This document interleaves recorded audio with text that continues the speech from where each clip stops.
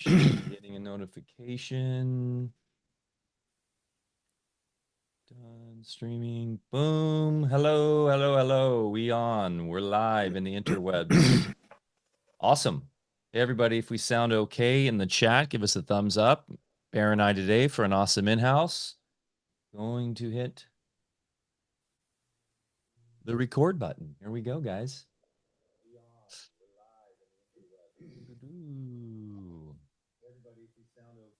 Oh, I hear an echo. Is that you, Bear?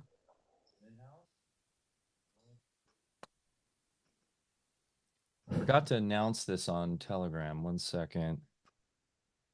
Hey, everybody. How you all doing today?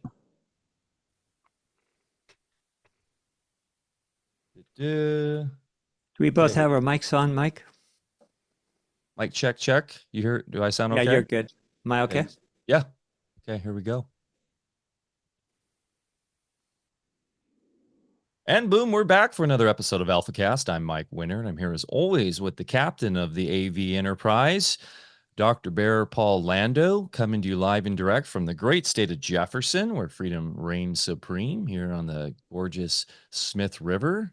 As spring is teasing us, another day today of looks like nice sunny skies and clear weather with maybe a bit of rain. Got some last night, but enjoying this time of year as the days are getting longer, my friend. Amazing. It absolutely lifts the spirits after being soggy for so many months. Soggy, cold, and a bit of snow, but nothing like folks on other parts of the realm experience. We're quite blessed here. We've got really some of the most ideal weather here in this area. But yes, good to be drying out a bit before actually more rain, more snow next week. Yeah, you were telling me about you're watching 1923, and I just watched the last episode of that too. Oh, cool. And the Montana winter with the wolf in your living room eating you. Yeah, we don't have it that bad. Yeah, that title of that episode was "Winter is the Rapist." Ooh, gnarly. If I was those Yeah. folks, I'd definitely head south. Yeah, dealing with mountain lions and wolves in the house, and actually that's where my kin come from. My father is multi-generational Montana family going back to right after the Revolutionary War. So I've heard it all, Bear. Yeah, and I've heard some stories directly from his mouth as well. My dad was smart. He moved to San Diego in the 70s. Completely understood. Well, it's good to be here today. I did want to tease one thing. We've relaunched our Illumin brand with some beautiful bags here. We've moved from the jars, the glass jars, to these bags, which aesthetically are quite pleasing. This is our Illumin Digest. I don't know if you can kind of see the foil design on there. But shout out to Bride and Lando, and you, of course, are involved with all the design. Very, very cool. We've got a number of different Illumined back in stock on our website. So I'm really stoked on these new bags, my friend. Yeah, those are non-reactive and food grade and all that kind of thing. And also, we just got our shipment in the new bags, and that takes a place in a couple boxes of a few pallets of glass jars from China, which you can hardly get anymore. And just breakage and shipping, more expense to us, more expense to the folks and shipping and everything. So we're just trying to get everything streamlined and sensible. And Michael, by the way, next time you open one of those, please use scissors. The way you just ripped it there, it really kind of offensive to my aesthetics there of what I created. So it's bad that I just ripped them open with my teeth. Very, very ghetto. I do enjoy the this one, the digest, and I'm actually looking forward to try the Energize. I haven't tried it yet. Not that I always need more energy, but yeah, that's an amazing one, and I'll hold back. I was just about to go into infomercial mode, but yeah, just check it out on the website. I take that. I've been taking that for a long time, long before I ever launched it, and it works. Awesome. Yeah, you can find out all about us if you're new to us at Alpha, ALFAVEDIC.com.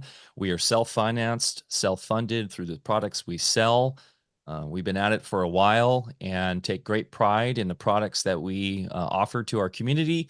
So please go check that out on our website and help yourself out, help your family out, and help Alfa Vedic continue to grow as we get this very important information out to the world on how to heal thyself. And just so everybody knows, that's a lot of work. We're not a vitamin company that just commissions other manufacturers to make shit so we can throw labels on it. They're all authentic formulations, unique, very special. They follow very sound principles of science and alchemy.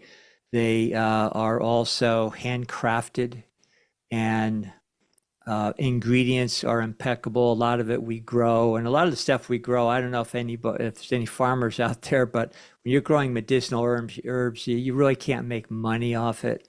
But what we do grow, and all the expense and time that it takes to grow those things and process them in the lab or whatever we do, and then the other things we can't grow, we've got trusted partners on other farms and places that I've dealt with personally for decades. So it's all really good stuff, and a lot of effort into it.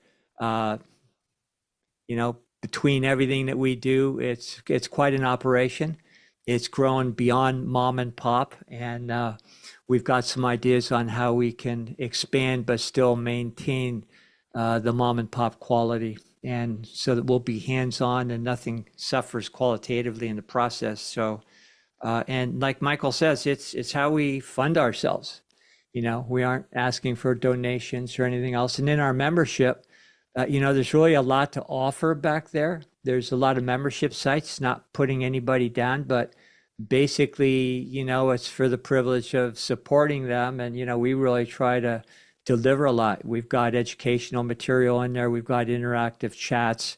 You have the ability to interact with us personally, and the executive monthly meetings. Deb and I are now scheduled to do our first monthly live interactive with the executive membership.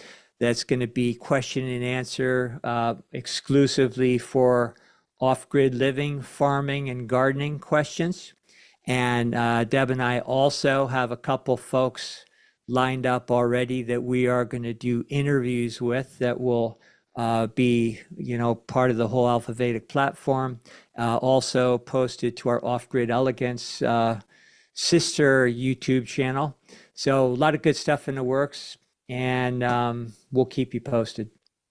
Awesome. Yeah, and the stressing the idea, the concept of botanical based, not chemical based. Yes. Really, really important distinction. Well, it's great to be back doing it in-house. We've actually been, this topic has been requested by many different people over the years.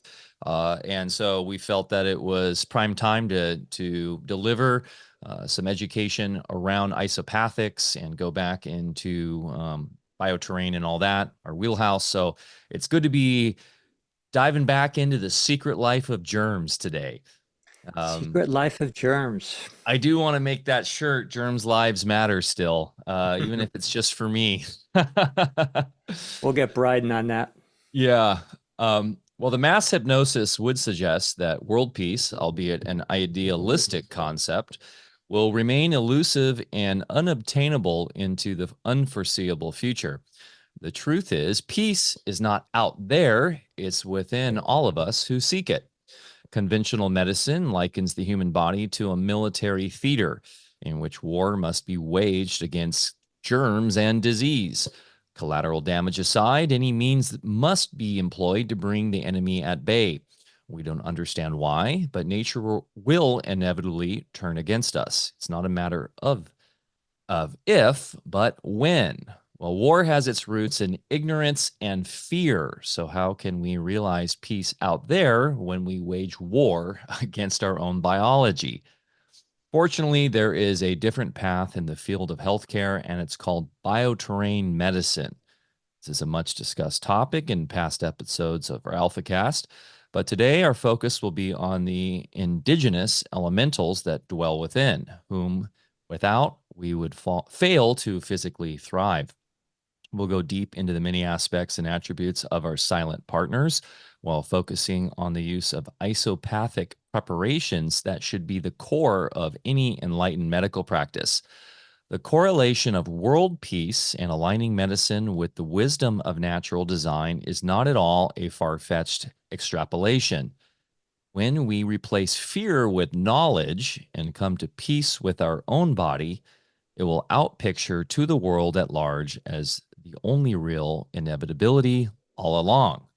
That's beautiful, man. I couldn't agree more with that entire sensibility, and that's really at the core of everything we talk about here at Alfa Vedic. Yeah, and that's why medicine, healthcare, whatever you want to call it, is so important. And I hope that makes sense to other people, but it's just such a sensible, logical conclusion that if we come into this world on day one, dragged out by our cranium with forceps and, have the umbilicus cut and, with lucky folks like you and I, Mike, we had our balls clipped, and, and I was in on that birthing process in my medical training. And the doctor's, response was always, well, they don't feel it. These are just little babies. They aren't conscious. And meanwhile, you'd see babies that are screaming without sound. It was so terrorizing to them. So we come into this world, it's like an act of war. It's violence. And, we're not suggesting that, that we need to be passive and all that. But, come on, please. And so we then grow up in this system where medicine just continues the fear, the shock and awe on our body, and everything from medicine to dental practices and the things they do. It's so barbaric. It's beyond the pale. I worked in emergency services. There was a time and a place for that, but other than, urgent care service, we really need to just grow some sensitivity for real. And, why isn't there peace in the world? Well, we're making war on ourselves. And even a lot of us that try to grow our awareness, whenever we feel a little bump in our body or get a cough or something, we go out for the test and, take what they give us and go through procedures. And why do we do it? Because of fear. And that fear is the same thing that drives world war and every atrocity that we see. So what I'd like to do today is not just go into the whole germ theory thing, because anybody that's new to us, you can go to some of our past episodes on our membership site. We've had great guests. Mike and I have done entire podcast on germ theory versus bioterrain medicine reality. And we've had great guests like people like Don Lester, who might even be in the chat with us today. And just wonderful people have written very scholarly works and just left no stone unturned. We'll kind of brush over some of the germ theory concepts necessarily in order to understand what we're talking about with the real microbiome in our body and how it works for us, and that germs are not pathogens. So any folks that are new and have questions like, well, what about rabies? What about polio? What about all those questions have been answered, and they all have a logical, they're good questions that I would have myself if I didn't understand. But just go back to our old material if you have that level of question, and come back and watch this one later. So what I'd like to do is get mostly into the practical aspects today of what we call isopathic therapy. Now, within us, we have organisms that are our little partners that maintain our body. And there are different levels of activity and intelligence within our body, and they are critical to our health. Now, these microorganisms will fluctuate through different changes to accommodate the needs of our body. But what I'd like to do first before we get into the preparations that isolate certain components of these organisms in order to uh, help us with long lasting health, I'd like to set a little bit of a context. If we don't understand both sides of the equation, the creative equation, science and medicine has focused on the materialistic side, and there's obvious validity to that and value to that. But if you don't understand the qualitative side of how those things got there in the first place, then you're really going to be shortchanged when you practice medicine, farming, engineering, you name it. And a whole world of solutions opens up when you realize how everything gets here in the first place. Now, those things that get here that make us what we are, and those real creative powers of nature, they're invisible to most people. No different than when you plug your toaster oven in and turn it on, it works. On the other hand, the energy that makes it work, you can't see, but you believe in it because your little Pop Tarts come up every morning, and it works. So the same thing with our body. The old alchemist, and I'm going to use that term often, and I'm going to continue using it, not because it's trendy or just some kind of archaic expression that sounds cool. It is the original, authentic terminology for complete science. And I hesitate to say science when I mean complete science, because science has really been, it's taken on connotations that really don't give us a full picture. So using words is a little cumbersome. We'll do the best we can. So when you hear alchemy, we're talking about quantitative, qualitative, full spectrum science. And that qualitative or so-called invisible part can be measured, and you can understand the functional aspects of it very clearly when you know how. And it can be done in medicine and anything you do. Like we have a little nice new instrument that measures life force from things. It's a real instrumentation that gives us a clear reading and helps us understand the level of what Wilhelm Reich would call orgone energy, or what maybe Ayurvedic would call prana, but it's actually measurable stuff. First thing I did when I treated bodies is I took readings of their toroidal field with an instrument developed by an Austrian physicist, and also the same instrument used by engineers to build bridges and skyscrapers. But the way it works, it allows us to measure very accurately many aspects of the toroidal field according to waveforms in 18 dimensions within every waveform. So we're talking about a little bit of rocket science here, but today what we want to just impress is that when we talk about the organisms within us, we want to know that they are part of a continuum that goes through all of life on every level. So we're going to show you just a couple slides. We're not going to do a boring PowerPoint. We're going to open it up to a discussion, but let's set the stage here first. Yeah. The stressing on understanding the cause, right? Because in scientism, they're basically looking at the effects and then extrapolating their solutions that are really more mystical than anything, where we are actually getting to the root cause of nature and how it all functions. And then, as you so rightly say, Bear, it's the balancing the quantitative and the qualitative.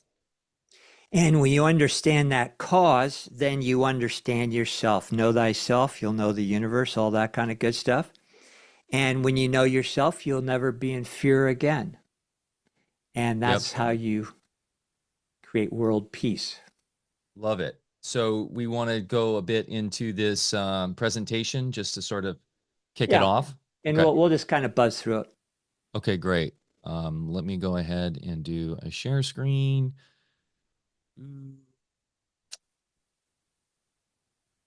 Okay, can you see that? I can. Beautiful. The Secret Life of Germs. I threw this together a couple nights ago, borrowed from a couple old slides and everything. And again, it's just a set of context. So you can go ahead and do the first one, see if I can remember what I put. So biological fallacies, the entire conventional medical system is based on these four areas. Germ theory, we won't get into that, but when for example, when somebody goes in with a so-called infection, maybe on their arm or somewhere, and it's kind of weeping and it's got pus coming out, and then they do a culture and they say, oh, you got staphylococcus. Well, what they proved there is that there is a bacterial phase of an organism that already lives inside of you. Now that organism has migrated to that site in order to heal, and we'll talk more about that later. But since they are at the scene of the crime, they get circumstantially blamed, and now we develop a whole pharmacopoeia designed to kill the things that we find at the scene of a crime. Imagine if our legal system operated, well, actually our legal system does operate that, so bad analogy. Let's go to the next one. I was going to say pretty much the entire conventional system Yeah, I know, has right. taken this theory and applied it to all systems, right? Like the education system, the economic system, the political system. It's really quite interesting. And our buddy Steve Young, he in his book, A Fool's Wisdom, he lays out the infrastructure for scientism, and one of the core and really the conventional mind spells of our time. And germ theory is very, very important for maintaining the fiction, right? The fiction of the Huge. public.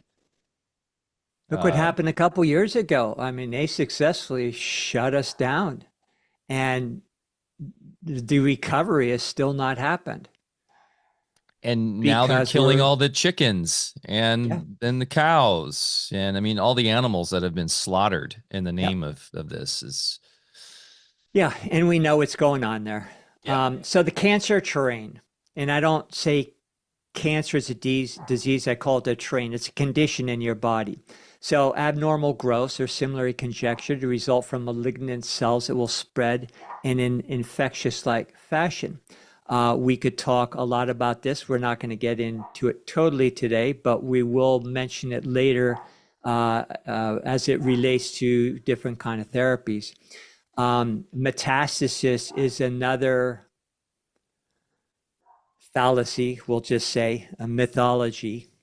And when somebody has multiple sites of lesions that pop up after the initial one in something we would call a tumor, there's very logical reasons why that's going on and ways to prove that.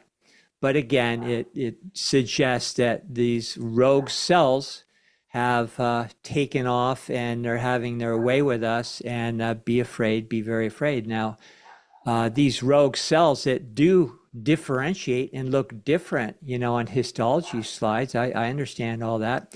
The reason why they look different is when our little eco partners that we're going to be talking about are there at the scene to digest them when their job is done, these growths, there's reasons. They do so because they can sense the difference in normal versus abnormal cells. A lot of us are aware of like skin creams. I'm not a big proponent of these black salves because it's like nuclear medicine, you have to be careful. I mean, they work, but there's ones that maybe have a little bit of that ingredient and, are a little bit more balanced with other things, and they work even better.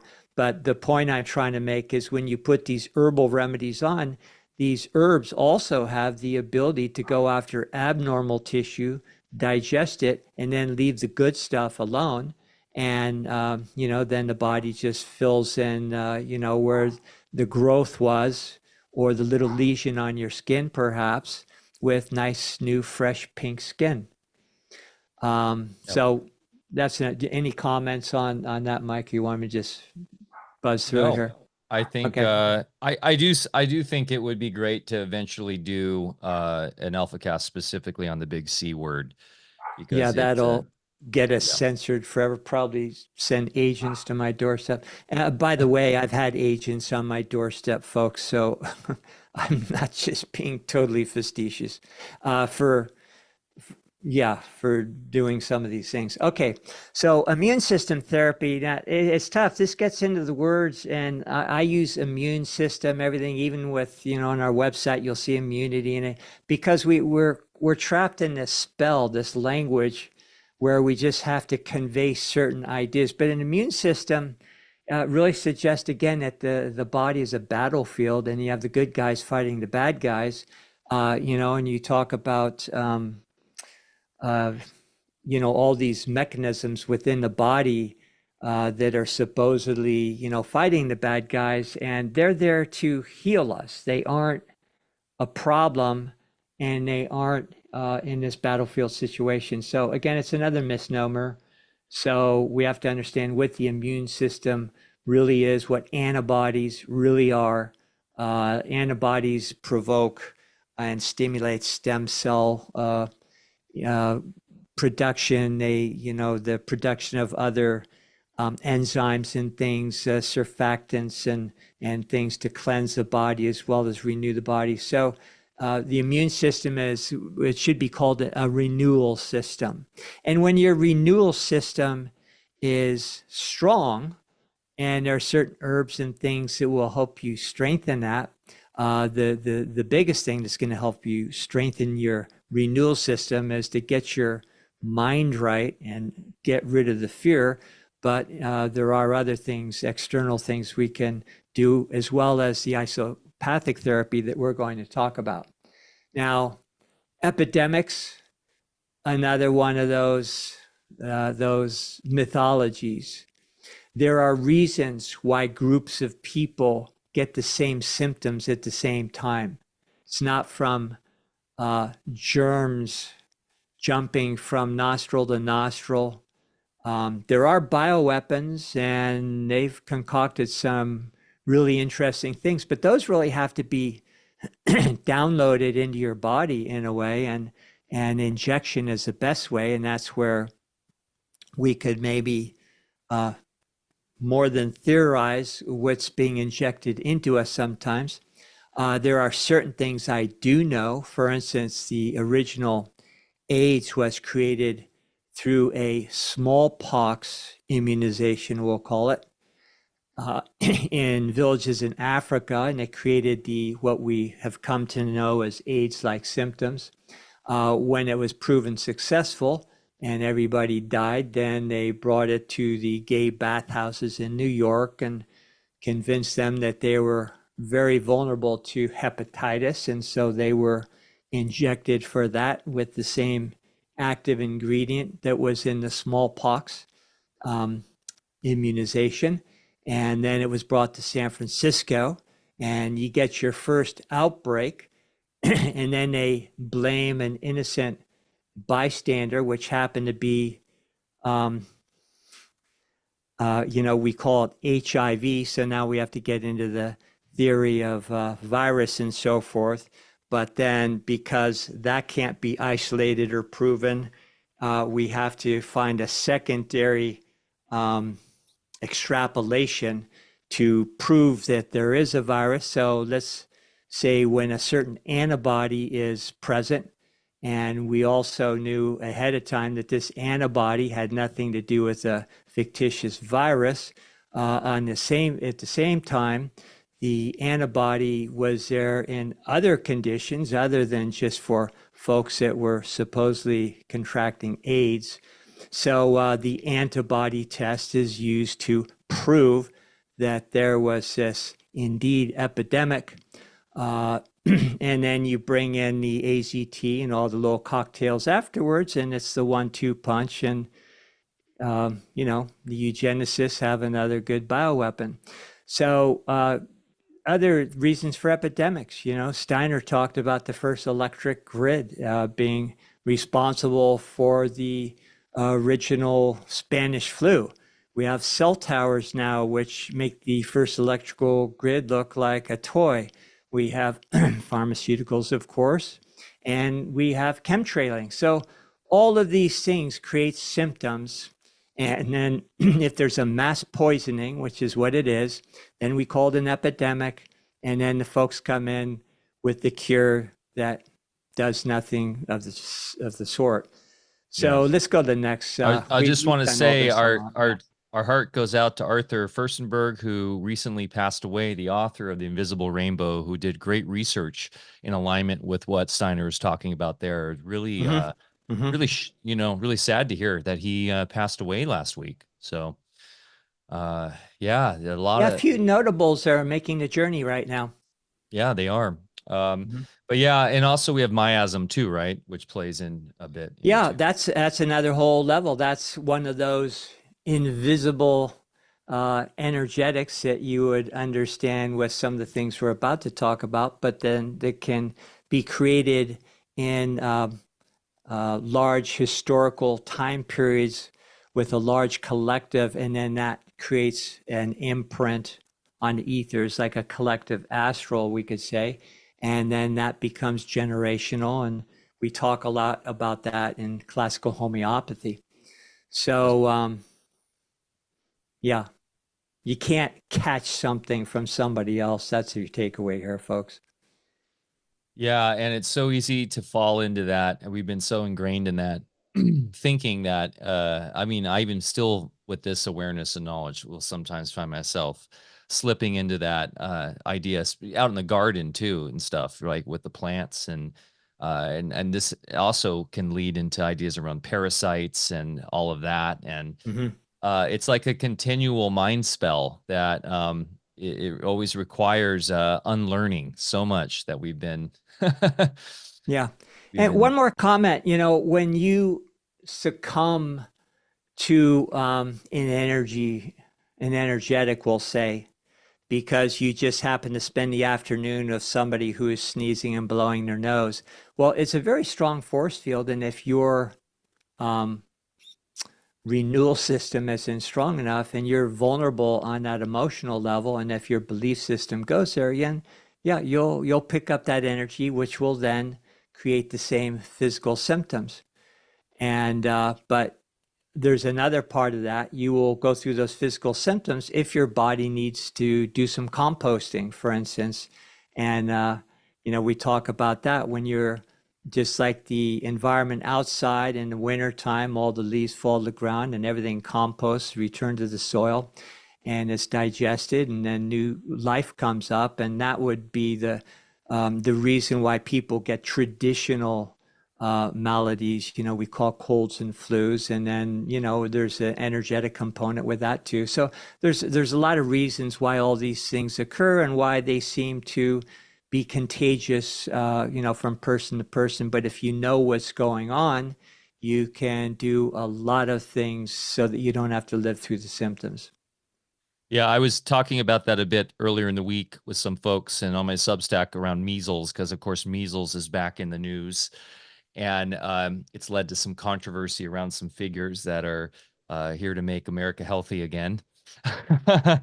But this Yeah, idea interesting. of childhood, diseases like that, and back in the day, the quote unquote measles parties or chickenpox parties. I was stressing that just because as a child you went to one of those didn't mean you were going to come down with the symptoms necessarily. But if you did, as you're saying, there's a sympathetic resonance going on, and there's actually a proper path of your own destiny coming out of the unseen worlds of cause and effect and the ether and the mental realm, the psychic realm, that is actually set forth way before you probably popped in, and has a role, has a specific function to play. And when you go to those parties, that's literally, it's a great term for it, because it is a party to get you on your way towards your destiny. And there's lots of studies that show that children who went through the natural process of going through that evolution, if you will, whether that be chickenpox, measles, mumps, etc., they actually are strengthened right down the line, and in terms of potentially falling prey to chronic illness and stuff down the line. They actually, and I don't want to say immune system here, but that's an appropriate biological response for strengthening their sort of spiritual destiny for moving forward in their Yeah, lifespan. well, it's a biological process, and measles is a great example. And if you get out of the contagion mindset, but understand it is an evolutionary stage that children go through. And when they skip that stage, when they're, given things that suppress it or, do even worse, then they miss that stage of development and they suffer for it in the long run. So those so-called childhood illnesses aren't, again, contagions, but things that are very necessary for their development. And there's many studies that I've seen that show that kids that miss that step, suffer later on for it. Okay, so that's enough. We're kind of rehashing a lot of old stuff here. Now, here I borrowed a little bit, but condensed it into one slide. It gets into more the concepts of metamorphosis, which is kind of a Steiner sort of explanation, and if you want to get into anthroposophic work. But what we really want to do is simplify this. If you dovetail that with the alchemical understanding, they go into the elements that are the four elements, the forces of creation, or the four levels of the ether. And what I'm trying to portray here is the fact that the same forces create everything outside of us, inside of us. And when we understand these forces, that's where the old alchemists, would go in their laboratory and repeat these processes in more of a synthetic laboratory approach. And then they could create very special things. Our body is the most advanced laboratory we have. And these same etheric levels that create life within this realm, that's duplicated in our physical body. We call it the mental, astral, vital, physical. This is not new stuff, and it's not new age either. This is science, and we can really collaborate this on a number of levels. But out of these four levels, the three attributes that the alchemist, that Steiner, a lot of other folks, Ayurvedic medicine, that they always come back to this holy three here. Within the material world, we have soul, which is the embodied intelligence, the individualization. We have the spirit, which is the pervasive spirit that moves through things, that animates all of life, imbues life into all of our creations. And then we have the manifestation, which is the body. Now, if you go to the next level and take this whole, not just concept, but reality into the anatomy, the soul is embodied, our individualization in the torso, which is all the metabolic organs and so forth. The spirit, which animates, embodies in the extremities that allow us to exercise our will force and, get up and, grab a beer from the refrigerator. And the body, which is more that solidification, and most pronounced in the cranium, well, that houses that very important part of our self, which is our neurology, which is the way, it's our internet of things within our body. And then, so you just move to the right, the torso is about metabolism, extremities, movement, neurology. But what I really want to get to is the end here, because those three components of our body that differentiate. And if you understand embryology, we could go into a long discourse as far as observing embryology follow these three components, and it differentiates into germ layers of tissue that then become our organs, our musculoskeletal system, and our neurology. And those are called endoderm, mesoderm, and ectoderm. Now, what we're talking about today is microorganisms. And since microorganisms are a reality, we can see them under microscopes, and it's not a fiction. We know they're there. doesn't it make sense that they differentiate according to the same principles that govern every other part of creation? And within our own body, certain organisms differentiate according to, or in conjunction with, we should say, the three germ layers, endoderm, mesoderm, ectoderm. Now that becomes important for me in healing arts, because when I see problems in a certain area of the body, and I know those are, maybe it's glandular tissue, so I know I'm dealing with the endoderm. So I'm going to know when there's certain things going on, what kind of organisms are at play and which are necessary there to do certain jobs. So if we understand how these unseen forces create the three attributes that uniformly develop on every level of life, all the way through our body parts down to our microorganisms that live inside of us, and we are the God of their world, by the way. These are very sentient beings. That's the point I want to make next. So let's just move on here and make any comments or any questions anybody has, holler. And yeah, and I would say that in terms of the ecobion, that they themselves are going through a process of evolution to get to where we are. That's sort of where I've come to the conclusion. And fractally, they have in terms of their own, the way spirit runs through them in their own body. And so it's like it's cool because it's like an endless fractality, right, of reality going down to the tiniest living organism within us, a whole universe within us of these progressing intelligences. And in the world of spiritual science, the elementals is what we would be terming these microorganisms more rightfully. And elementals, which are under the direction of the powers of nature, have the ability to evolve and progress the same way we do, and grow into greater levels of awareness. So let's switch to the next slide and emphasize that a bit. And here's, folks, why we go into this. We'll eventually get into, okay, this is good for lung afflictions and stuff that people want to hear about. But if we keep it at that mechanical level, you're going to get effects, but not the full effect.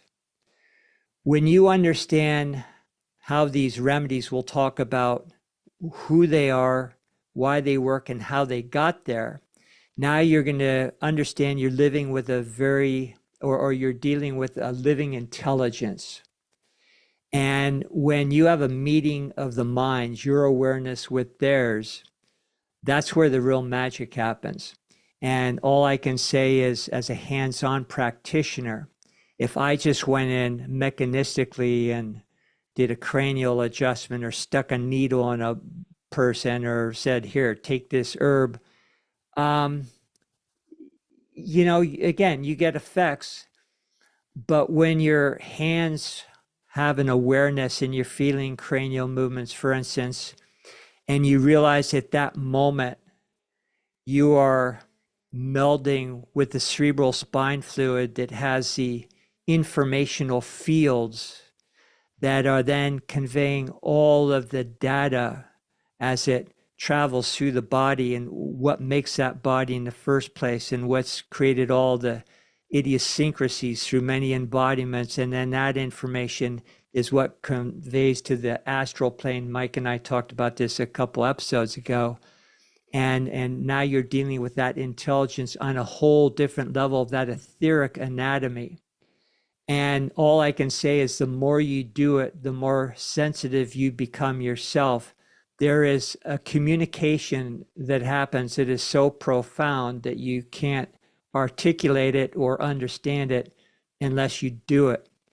And the same thing is when you take a remedy, if it's a homeopathic, an isopathic, an herbal remedy. If you're really hoping that something out there is going to fix you, well, if you're using certain things that carry nature's innate patterns, it is going to be beneficial. But when you can successfully integrate with the intelligence behind that, then you're going to have experiences that are going to be immediate and dramatic. And it's not just going to be to fix a physical problem. It is going to feed your awareness, and it is going to catapult you to the point where, you'll understand what sovereignty really means. So when we look at these microorganisms that are the basis of the remedies we're going to be talking about, just like the plant kingdom, the animal kingdom, the mineral kingdom, there are certain differentiations of species. For instance, you can take an elm tree. Elms are under the direction of intelligence, we'll call an oversoul. Same thing with people, by the way. This oversoul is a higher intelligence that is responsible for manifesting this species on the planet for our benefit. So you're not just hugging a tree, which is a real sentient life form, but now if you can really connect with that larger oversoul, again, that's going to make the experience more meaningful. And the same thing when you're dealing with microorganisms. Each microorganism species has an intelligence that is there responsible for its manifestation. That's the level of intelligence that you want to tune into if you want really stupendous results. And if we really ponder what we're saying here, it should seem like the most logical thing in the world. If you're an atheist and, Big Bang, great, no problem. That's a reality. But it's going to be a very limited reality. If you perhaps prescribe to a higher intelligence, a God, whatever your belief is, doesn't it make sense that everything is here by design and initially put into this realm by a higher intelligence? So why would it be any different for a microorganism or a plant or a mineral? And when you look at the kingdoms of, for instance, take the mineral kingdom, there are 7 attributes, and in astrophysiology, they talk about the 7 sacred planets, the 7 colors of the rainbow, the 7 tonal fields, the 7 keeps coming up. There are 7 attributes. Some people call them the 7 rays. Well, each of the kingdoms in nature are more manifestations of a certain number of these attributes. For instance, minerals, it's the first ray, which is the will, the original will force from the creator. Also the 7th ray, which is the ray of transmutation. And the reason why the minerals have those particular forms is because those are the original manifestations of the will in order to make life possible for all life forms. And the mineral kingdom is the direct representation of the principle of transmutation, when we understand that the elements on the periodic table actually are constantly in a flux and not in a fixed state, and one changing into the other through octaves and tonal fields within each octave. So, these attributes go through the vegetable kingdom, which we could, maybe place the microorganisms within there. And the 2nd ray of love, wisdom, and the 4th ray, which we call, harmony through conflict, which is kind of the idea that nature creates all these forces that are constantly seeking balance and derive harmony through that. Then the 6th ray of more just a higher devotion. And the plant kingdom and these organisms, they are here to serve man. And they take our orders from us. And when we do not appreciate what they are really doing for us, then things get a little chaotic, especially within our own bodies. And what I did with every single patient is I sat them down and I took my blood samples and I showed it on the screen so they could look at their blood and appreciate that in one single drop of blood, there was tens of thousands of life forms swimming around right before their eyes, and they are taking their orders from you and nobody else. And depending on their state of harmony or chaos, it's basically what's going through your consciousness that's doing that. And just to prove the point even more, many times we would take that blood, keep it up on the screen so it's fully visible, put a person on the table and do some hands-on treatment. And then in real time, you see changes accompanying their blood that is now removed from their body, but you can see it happening on the screen in real time while we're changing things in their body. So that's the other thing I want to get to, is that with these microorganisms, not only are they a product of certain attributes, but they have a real sense of discernment. They're photosensitive, chemosensitive. They have organisms that, even in the single protein seed form of the protids we're going to talk about, even though we can't see it, they have all the informational fields for the three attributes that we talked about before: the nervous system, the metabolism, and the motility. And so they are aware all the time, no matter what state they're in. And in conventional science, when we take a microbe and we subject it to certain things and watch it, we say, oh, well, that's the law of irritability. They're just kind of reacting, mechanically to something. No, it's out of discernment. These are sentient beings. So when we get to this next part here, where we're talking about the remedies, that's what you're using. You're using a real intelligence. And that's why all of this preface here is very necessary context to understand this level of medicine. Let's see. I forget what I put on the next page here. Wow. That was next level right there. Everything you just covered. Woo! I was taking notes myself. Okay, so old stuff here. Gunther Enderlein, he was one of a few notables that led us up to this understanding that microorganisms are innate to our body and that they go through cyclic changes. And he had different names for them. Him and people like Gaston Naissance understood that these cyclic changes happen predictably, typically through 16 recognized cycle changes, and depending on the phase of activity, which we would call, the seed form, and then we go into these several stages of what Enderlein called the chondrites, and what you see. Here's what you see under the microscope. You see a little dancing, darting point of light. People like Reich, I believe, were looking at the same thing, and he called them bions. So Gunther actually even considered these the seeds of life, and I kind of think he has something there. But these little things darting around, these little pinpoints that also have a very small, like about a 0.5 micron size, that might be, confused with the viral theory, as far as their stature and so forth. I don't know. But you watch them actually grow into a colloid, which now that little pinpoint darting light that you can't even discern a form, it's just a point of light. Now it becomes, a real round little structure that's got a real, a defined circle around it. It's still very small, but you see this develop in moments from, some of these little points of light. And then you'll see a couple come together, these colloids, and then you'll see a membrane form between them. And then, you can still see the colloids on either end and a membrane. And now it fuses. And this is all happening in moments right before your eyes.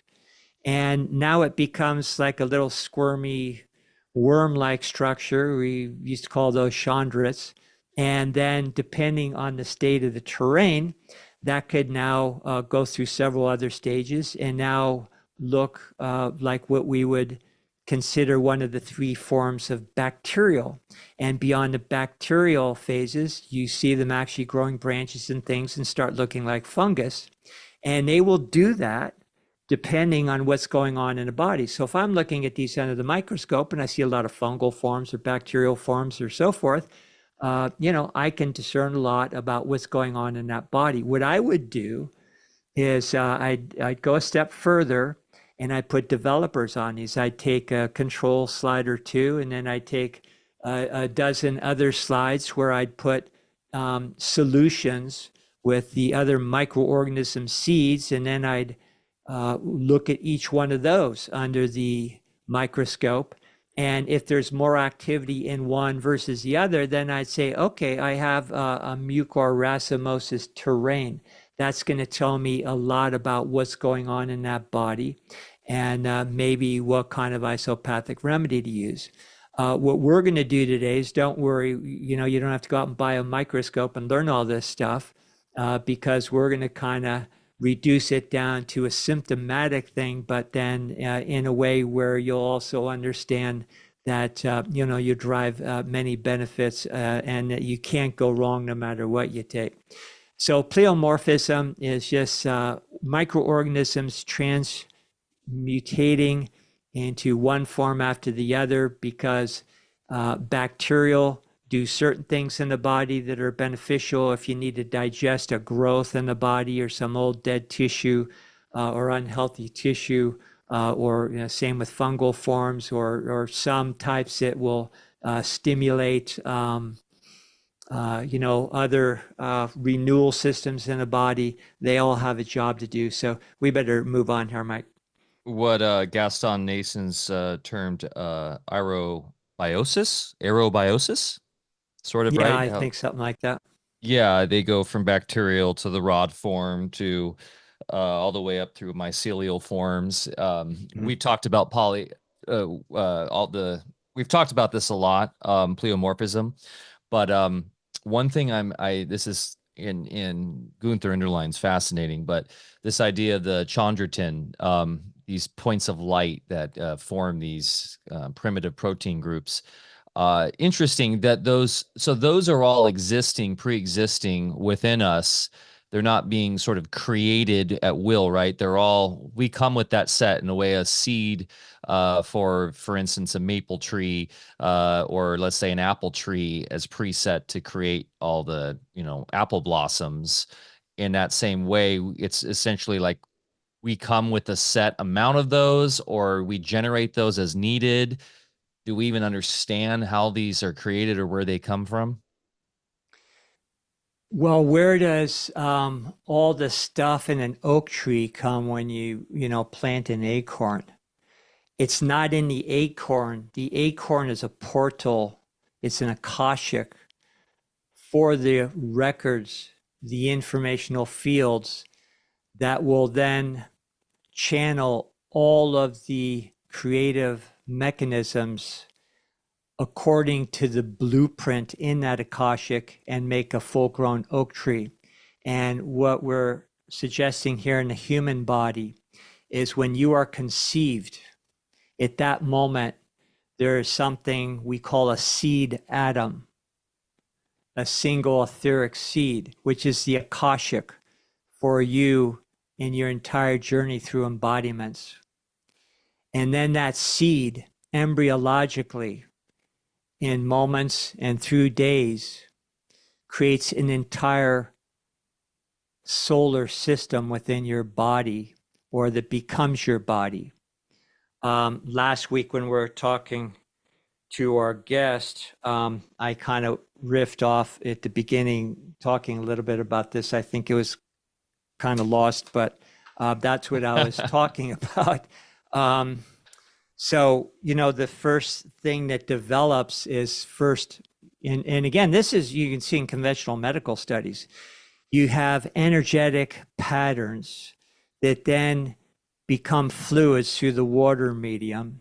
And that flow of fluids then hit certain still points that then differentiate into tissues that then, according to the flow of the energetic fluid movement, that is how the first organ forms, not as a organ called the heart, but the heart is how do I say it? The heart is a replica of the vortex movement of the fluids.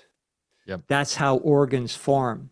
And then everything else after that is following the same informational fields, the same vortex-like movement that creates system by system by system until you have a full body. No different than everything else we see large and small in our realm. Okay, back to the human body. That is going to morphologically change or create all the different aspects of every single ecosystem in our body, including microbes.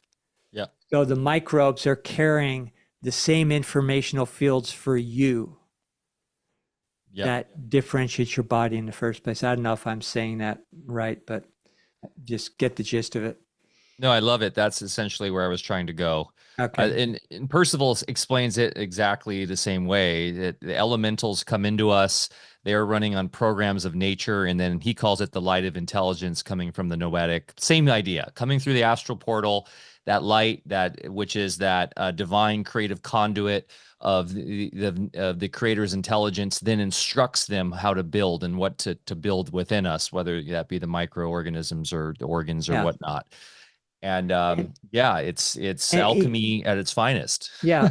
And to be an alchemist, you don't have to read a bunch of old ancient texts. You don't have to set up a laboratory. All you have to do is understand what we're talking about. And then when you take a remedy, an isopathic, herbal, and if you're appreciating this full continuum of life and connecting with it, and therefore deriving the full benefit, at that point, you are an alchemist because you're working on both sides. You're not just in, the side of materialistic superstition. And, I'm not into occult shit and, just repeating stuff out of books. Everything I'm talking about here is stuff that I've observed and experienced. Otherwise, I'd be off doing something else. That's just who I am. So, we're not trying to be intellectual or be out there. This is just life. And let's go on to the next thing. Yeah.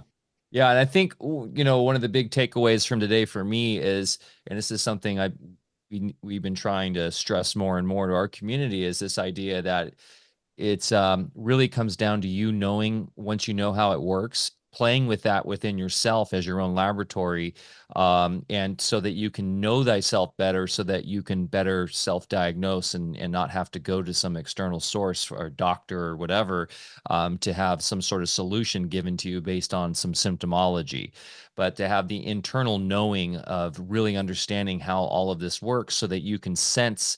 When I say sense, I'm not talking about the five, the four, the outer senses, but the internal knowing, right? Of like, oh, I get it. I can intuit what's going on with me, what the causes are, and then understand through this knowledge, oh, what some sort of remedy I can use. And there's a lot of different remedy, right? That's like in the law, there's so much different remedy as long as you know the cause. And because I think a lot of the improper remedy that we see in the alternative health industries and in, God forbid, allopathic and stuff is, once again, they're coming from the after effects and not understanding the cause at all. Well said. Okay. Okay. This is just kind of a rehash embryology. We have paired species, that correlate with the germ cell categories that make up our body, and they also correlate with the alchemical differentiations of the soul, the spirit, and the body, and so forth. And if you go through here, it talks about different kinds of mycobacteria, bacteria, fungus. We even mentioned virus. Not that we are believing in the conventional pathogenic connotation of virus, but virus is, I believe, confused with other things that are going on in the body.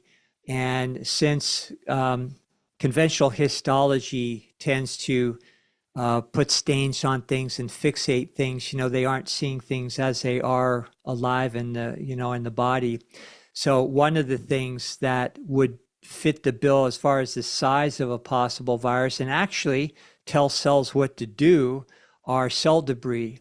And cell debris are those things that I would visualize in people's bodily fluids with laboratory tests. And cell debris is just that amount of broken down cells, because cells are turning over and renewing every single moment. And if the titer of the cell debris is higher than normal, then it tells you there's an active process going on in the body.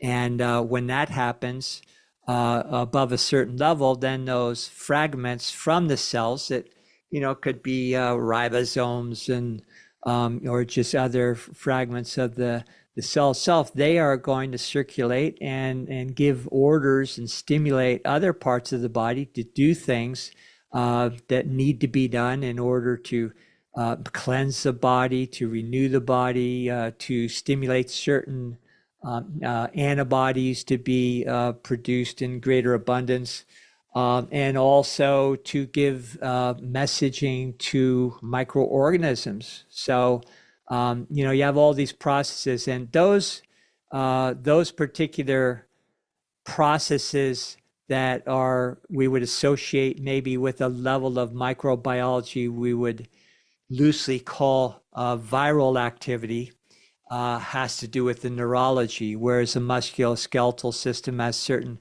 other kind of bacteria, mycobacteria associated with them that are their little partners. And in the old brainstem and organ tissue that comes from the endoderm, there's like fungus, mycobacteria that have a certain affinity as far as the little helpers for those kinds of tissues when there's work to be done. So let's move on and get to the Do you mind if I solution. ask one question? Yeah, Because go ahead. there's a lot of questioning these days about cellular biology and the actual existence of cells themselves, or if it's sort of a misnomer or a misunderstanding within modern science. How do we where do we play that into the idea of cellular debris? Is it something that we're open to redefining in terms of all this?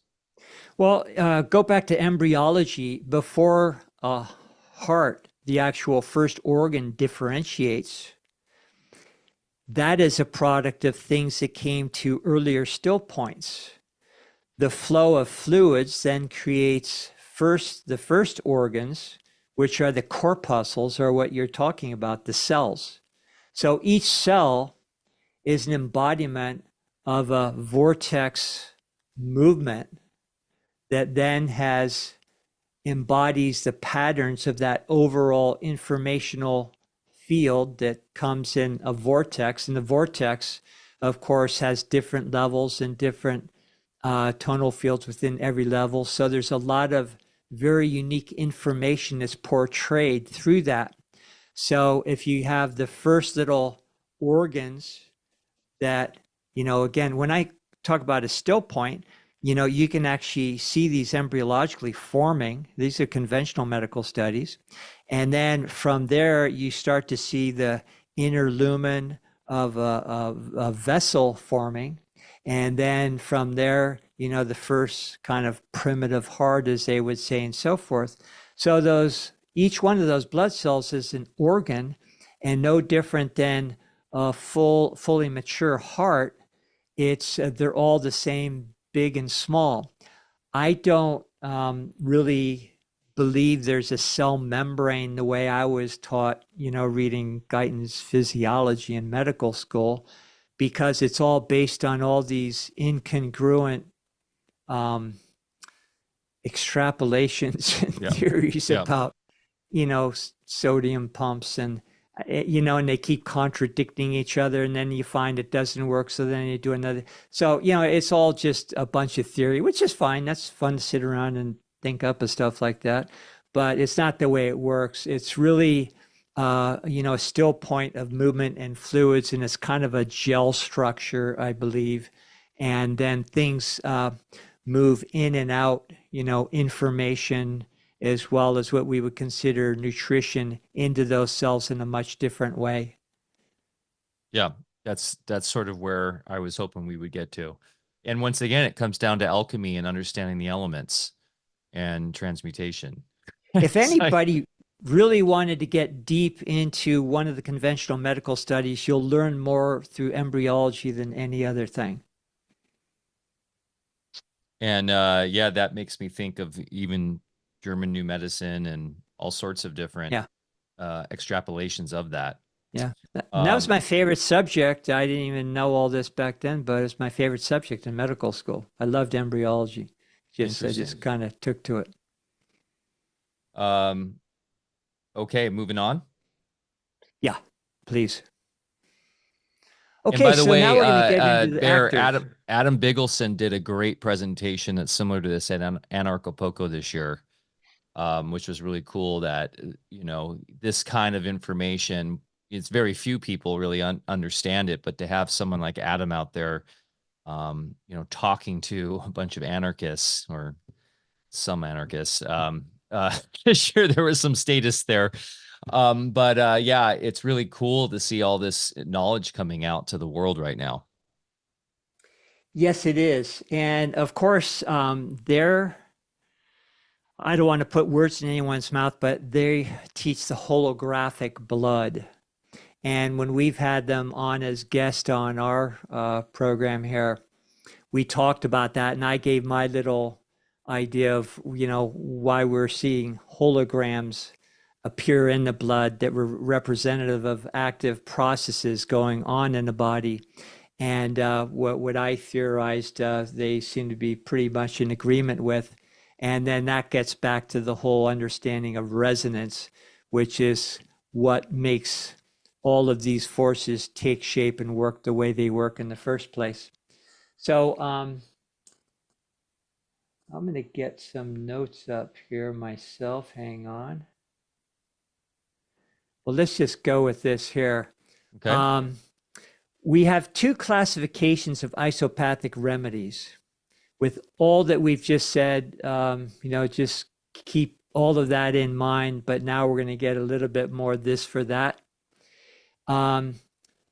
Isopathic remedies are preparations of these organisms.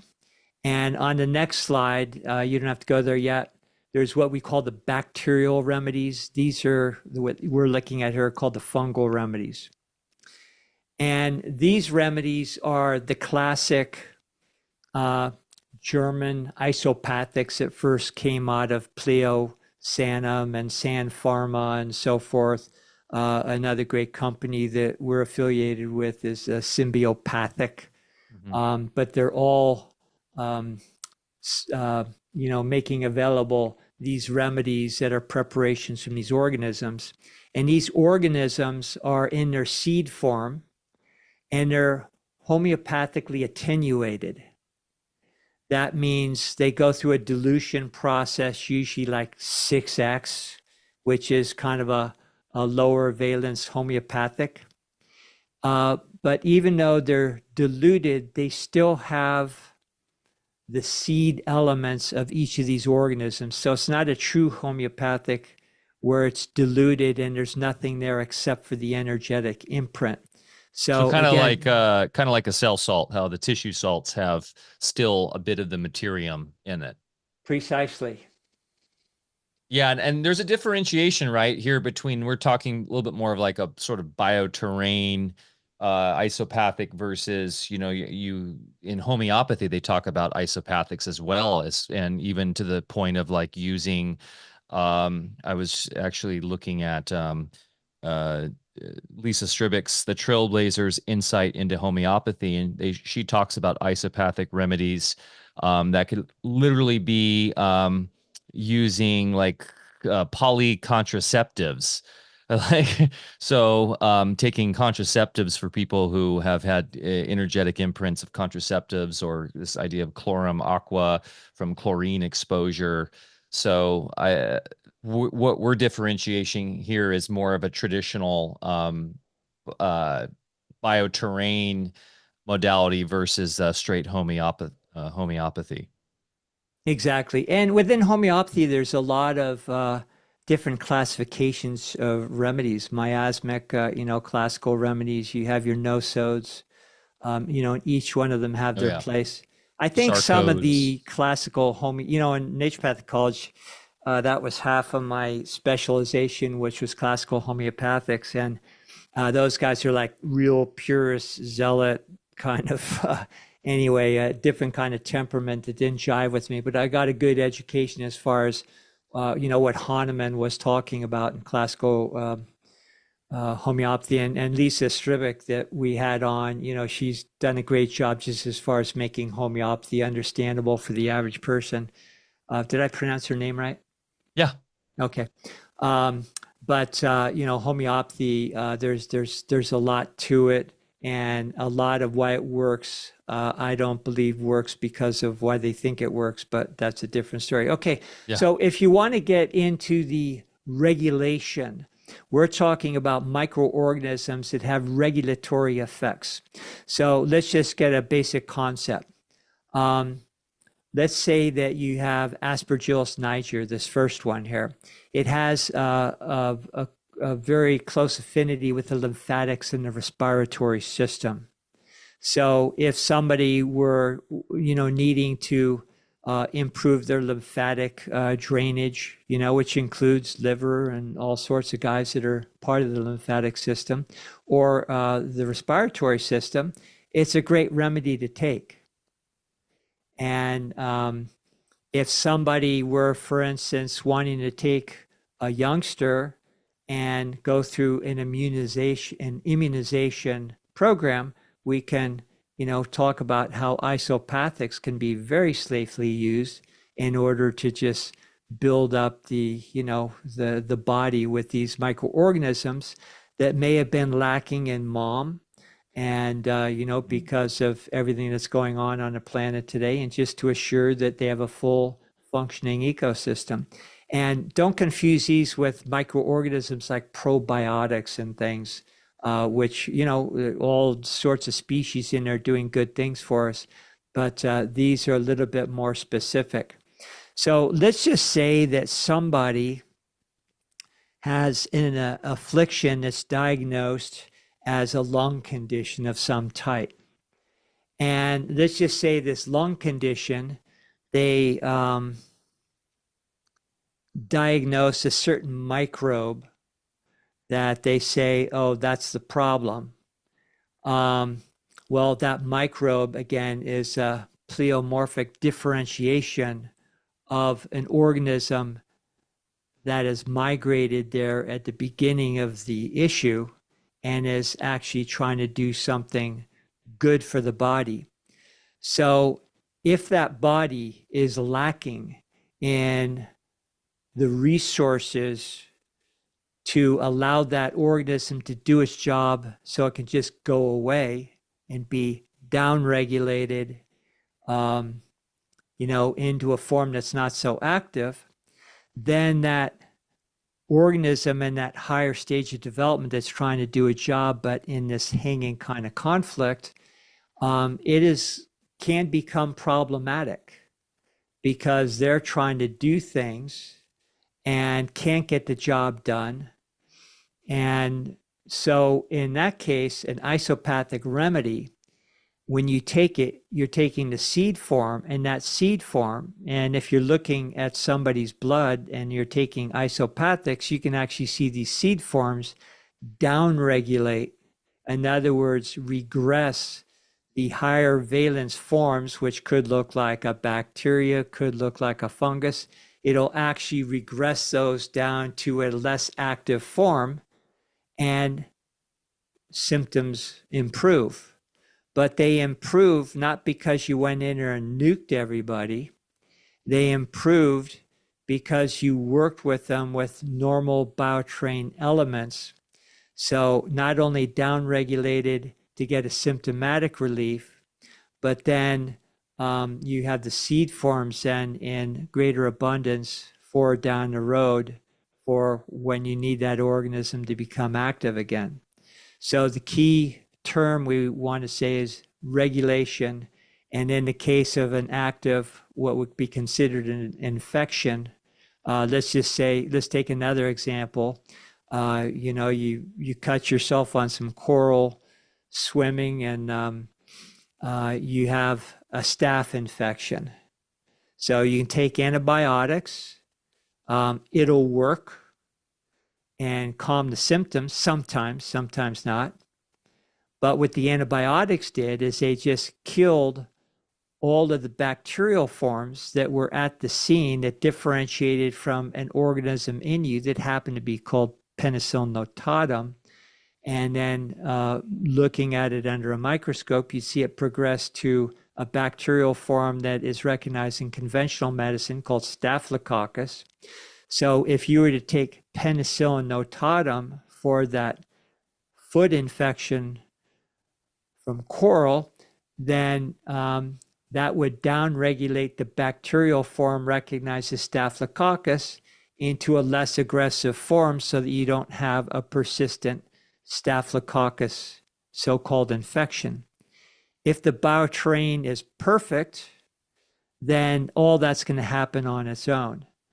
But, a lot of times bodies are a little bit compromised, or, you might even have some embedded coral in there and you might have to get in there and clean it out and do some other things and bring oxygen in, hydrogen peroxide, all that kind of good stuff. And, and then you could prophylactically use some penicillin notatum just to make sure that, it's going to be taken care of normally by the bioterrain. But in the case of penicillin notatum, which is the reason why injectable forms of these remedies, these isopathics, were banned from the US, is because a lot of medical doctors were starting to catch on that for like bacterial infections, especially things like strep and staph, they were getting savvy to injecting penicillin notatum, and the injection is a very strong, aggressive approach compared to taking drops, and you have immediate effects. For instance, I would have people come in with severe bronchitis and, all that kind of syndrome that you'd attribute to a winter flu, but, maybe sort of out of hand and persistent. I would do an injection of notatum, quintins, and mycobactin S, and those three things together would literally knock it out within the hour. That's how strong these things are. So how does that down regulation work? Is it just that these seed forms in the isopathic are communicating with the pleomorphic sort of out of balance bacterial forms, and just could you explain how that process works? Because that's the down regulation and what you can actually visualize in the microscope is the presence of the isopathics that then disintegrate the higher valence forms that are overstaying their welcome, like say a bacterial form that's now becoming persistent, maybe at the site of a infection with pustules and all the typical stuff, and they won't go away. You can also use these in topical creams; those are available. At least they used to be available. But then when you take them orally or inject them, they literally downregulate by reducing the higher forms that are creating a problem down to a more benign form, or just kind of disintegrate them altogether. So there's like a communication going on there, or there's like a biochemical reaction? Well, you have, it would be like an antibody or an antibiotic, which is kills biology, Yeah. they would just literally kill those organisms, but they kill everything in their path. These are specific to the microorganisms that are in a persistent hanging phase. Mm-hmm.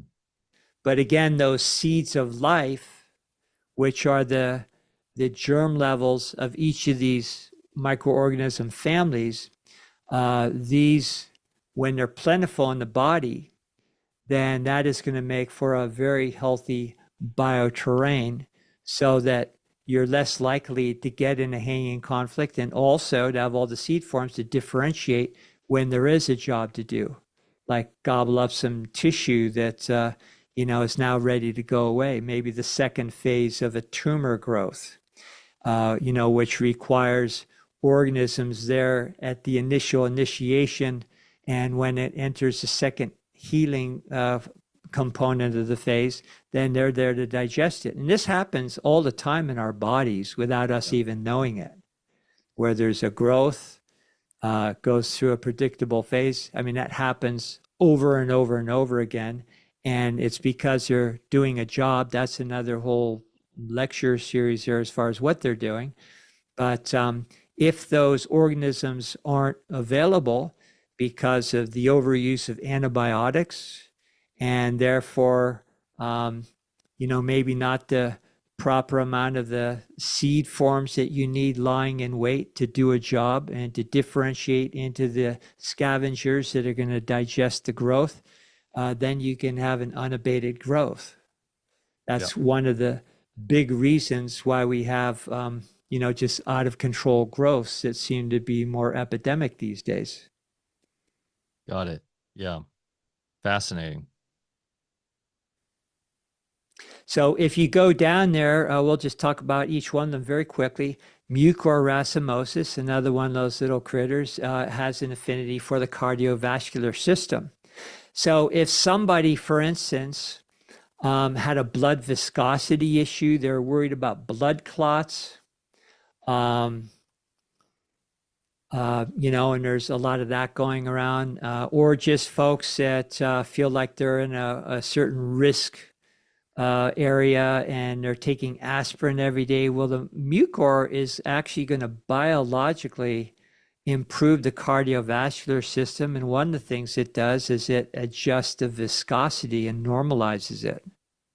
So it's a very good remedy.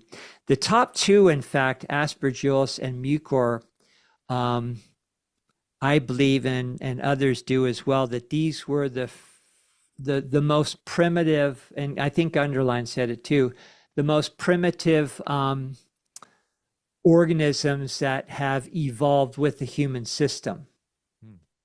And another way that I would use isopathics is, you could say, constitutionally.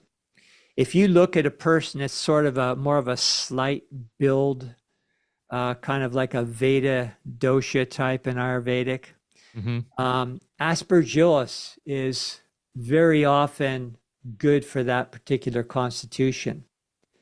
Mucor, you're more your Pitta type of person that's a little bit more kind of type A and more of a robust build or a large build. Mucor is very often something that's beneficial for those types of people to just take on and off.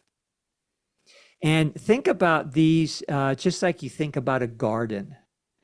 What you're doing is you're sowing seeds, and they're going to derive great benefit, not just so that you have an abundance of these seeds in there, but then they have great effects just regulating every level of your physiology, whether you're taking them for a symptom or not. So routinely taking maybe a few times a year, a little round of Aspergillus just to clean out your lymphatics and your respiratory system, or the mucor if you're, just keep your cardiovascular system healthy.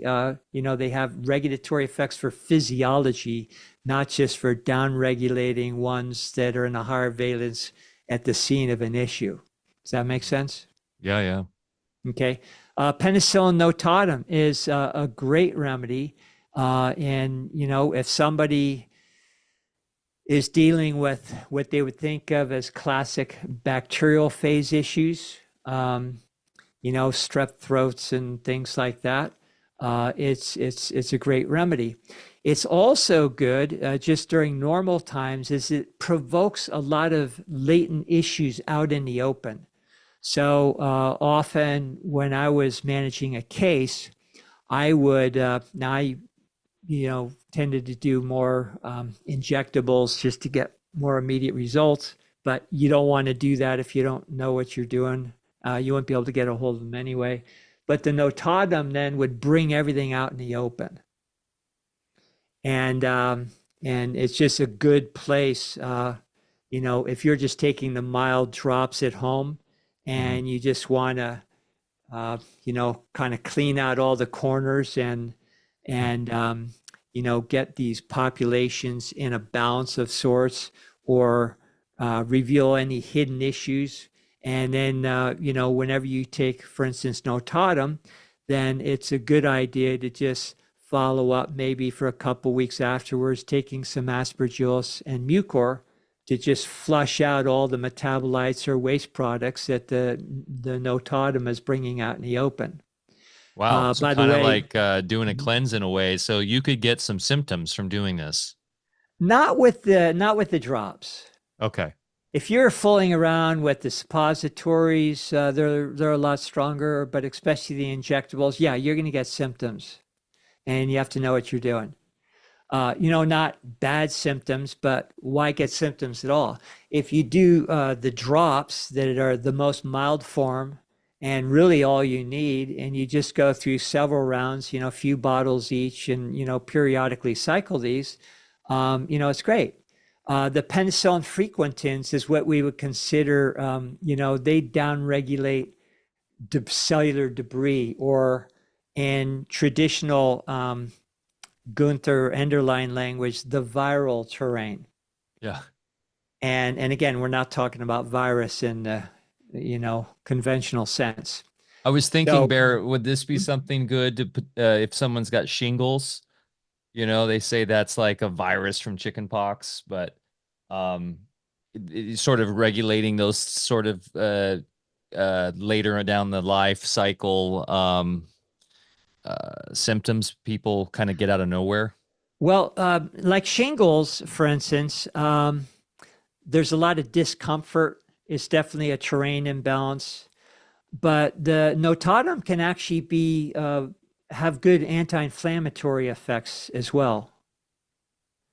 So what I would do for those kinds of symptoms is I would take a combination of both notatum and frequentins. If you have the drops, I'd do, maybe about 5 to 10 drops of each at night before bed.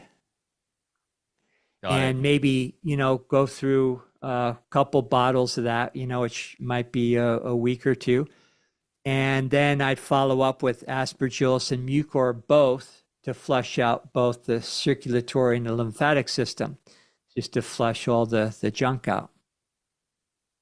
Bev asked, how long do the drops last? I answered that I believe they last as long as they're in a stable environment. They last basically forever. But is there an expiration date once you open them? No, they'll have FDA required expiration dates, but they're proteins, and I have stuff in my cabinet that's like 10 years past due, and it's perfect, One other question on that level, Tom and I were talking about when traveling, Mr. Barnett, in terms of the cell salts, but in homeopathic preparations in general. But do you think that they get, I don't know, messed with or potentially damaged when traveling if they're like being put through, the security scans and stuff with the radiation? Some things I think, it's not good, but these proteins are pretty stout. Yeah. What a lot of people do, though, just for the heck of it, they'll have a camera case, that's lined with whatever. Yeah. That makes sense. Yeah. Yeah. Another reason why I don't fly. So Candida, penicillin row 40. So any intestinal sort of things, like if you're on a road trip, like you were recently, Yeah. and you're just, different water, different food, you're not getting pathogens when you get Montezuma's revenge. You just have organisms that your body is not accustomed to. And then they will, provoke different reactions and things. But, if you have some Roque 40 with you, or even if you're at home and you just have upset stomach for any number of reasons, the penicillin Roque 40 is marvelous the way it works. You Yep. can, take, like 5 to 10 drops under the tongue, and almost within, less than an hour, you're feeling better. So they have a great affinity for just bringing, harmony to the whole entire gut. And the best way to take these oral drops is just to let them work under your tongue for a little bit and just be real conscious of them. The Candida parasilosis is also great for gut issues. That's why sometimes if you want to have a more pronounced effect, then you might take 10 drops of the Roque 40 and 10 drops of the Candida at the same time. And by the way, folks, just a little Food and Death Administration disclaimer here. We aren't giving medical advice. We're just sharing information. Did you know that the FDA was actually created just predated the time of Wilhelm Reich, and they're the ones that persecuted him and were responsible for throwing him in jail. And also, they were a direct outgrowth of the Communist Party at that time in early America. Oh yeah, it's a dark history. Yeah, It correlates too, I believe, with a lot of the chemical companies, Dow and all these coming out. yeah. And then, of course, fluoride in the water and all that.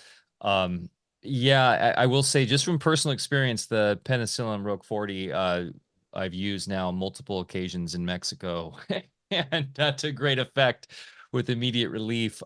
Bear, could you do a little explanation too on the whole Candida misnomer, Candida diets, and like, Oh God, that drives me nuts. People say, "Oh, I've got Candida." yeah, Well, it's the same as saying, "Oh, I have a staph infection." Yeah, I mean, you got some stuff on your arm and it looks horrible and everything, but you don't have an infection. And the isopathics are going to downregulate the organisms that are there to help you, but are for certain reasons not to their fault, but the imbalance of the bioterrain, that are just maintaining the symptoms longer than what's comfortable. And so the same thing with Candida. Candida albicans, people say I have Candida. Well, Candida albicans, Candida parasilosis, there's different types of Candida. So what are you even talking about? But Candida parasilosis is the primary ecobiont, and it is going to downregulate and take care of what we would consider, if somebody has a breakout of, like thrush, in the throat, or persistent vaginal infections that, Candida is wonderful. So that would be your go-to remedy. So with Candida, you would think of, not only is it good for the gut, combining with Roque 40, but it's also great for urinary tract issues, I was gonna say like or, a or UTI issue, right? yeah, or just think of any orifice in the body. That's Got where it. you reach for Candida. Any hole Yeah, issues. You yeah. have an issue with the hole. Yeah, I mean that's the same thing with like E. coli too, right? Like this Hmm. idea, it's E. coli is naturally within all of our guts. Yeah. So I'm trying to think of the gentleman who was quite famous. Gosh, I was Von der Plantz. Do you Oh, remember right. he was eating like rotting meat in jars? Yeah. And I think he got chased out of San Diego. He went to Thailand and had a mysterious death, fell off a balcony. What do you know? Yeah, Um, he's a character. what a character. But just once again, showing that there's so many misnomers around quote unquote food poisoning and all this, and this fear of like Candida and E. coli. Not to say that you shouldn't respect the terrain and how it's all supposed to be in balance, but yeah, there's a lot of just misunderstanding Yeah. around this stuff. That, And, hygiene, I'm a big fan of hygiene, but sterilization is not hygiene. And it would surprise many that there are some top surgeons in the world that do not autoclave their instruments. They wash them with soap and water because they have come to understand that when they're completely sterilized, they have more problems with persistent uh, microbial mhm. actors, and that's why hospitals have become such a breeding ground for these variants that are resistant to even their antibiotics. So just the normal germs that cover every inch of us inside and out are what keep us healthy. And again, even some surgeons understand that that is safer having those still present on their scalpel and everything when they're doing surgeries. Oh yeah. Um, Well, so it makes me think too, real quick, Bear, about E. coli again with Wim Hof, what he showed just doing breath work, right? And having cold exposure, they were injecting him with E. coli to no symptoms. right, And of course, the modern medics and scientists were baffled by this, but he was regulating his terrain by bringing in proper breath of life and bringing the elementals in to construct and create and help work with his consciousness to create the seed forms to balance out the terrain just through breath and cold. exactly. So just a quick recap. If you look at this handful of remedies, we've got one more slide. But the aspergillus and the mucor, just think circulation. And just say you're on a self-care program at home, not necessarily sick or with a problem. And you can extrapolate this to, what would make sense if you had certain kinds of symptoms. If you just want to keep flushed out, clean, circulation good, lymphatics cleaned out, combination of mucor and aspergillus is fantastic. Periodically, if you want to go in there and get everything out of the nooks and crannies, take some penicillin, notalum, and frequentins at the same time. The ones we have available on our website, not for the public, only for members. And the reason why I do that is because I believe people need a little knowledge to take them. So you have for mucor, the names are like symbiomuc, symbioaspergillus, symbioquint, and so forth. And if you read it, you'll be able to pair it with what we're talking about here as far as full microorganism names. So you have those, and then just for the gut and all the urinary tract and everything, you have the penicillin and candida, but that covers your whole body. So imagine with your kids, even, you just give them, maybe 3 to 5 drops at night for a couple weeks of, just getting the circulatory and the lymphatic system, nice and cleaned out, and then just build up the resilience for future years in their life to augment what they picked up from you with mom's milk. And then notalum and frequentins. If your kids or yourself, you have a cold of some type, those kinds of symptoms, of flu, combination of the notalum and the frequentins is great. If it's hitting the lungs, then one that's fantastic on the next page is mycobactin. So why don't we go there, Mike? Yeah, so we were talking about the other ones, the fungal remedies, they're regulators. These are for modulation, and just a simple way I describe these, and this is not classic German terminology, but I like to think of the bacterial remedies as the generals. It's like sending out a general with the troops. And what they're going to do is further modulate and direct the activity of the fungal remedies. Now, these are a little bit stronger. So if you are taking these even in a drops form, maybe every other night is good just for a little bit, and, maybe instead of 10 drops, take 5 drops. If you have somebody who's a little bit younger, maybe, 2 drops is plenty. Now, these are strong. Remember, it's not like a chemical effect. It's a biological effect. So subtilis, if we just want to pair it with, just keep it kind of real mechanical, you could think of that with lung, intestine, and skin, any kind of issues there. But another way to think of this Bacillus subtilis, and I think it's called symbiotilis, the symbiopathic version. It's like a Hoover vacuum, So when I was putting people through different regimens of anything, including isopathics, Bacillus subtilis was a great thing to just clean up the aftermath. And I'd, maybe give them a week or two of this and, just really clean up the train. It's like throwing in a catfish on the bottom of your aquarium and, just really get the whole tank cleaned out. But also if, for instance, you're taking one of the fungal remedies, like the aspergillus that might have an affinity for the lungs, you might combine it with 2-3 times a week, taking a few drops at nighttime with the subtilis. Or if you have anything going on in the intestines and the skin, same thing. The good thing about the drops form is all they can do is help you. Even if you don't get the exact one, it's still going to help you. But the more you become familiar with them, and the more you use them, the stronger and the more balanced your bioterrain becomes. And this should be the core of any medical practice. I Makes would a lot of use sense. these and build everything else around them. So the Bacillus cereus is another one of these bacterial remedies. And whenever you're dealing with issues affecting the glands, maybe you're talking about,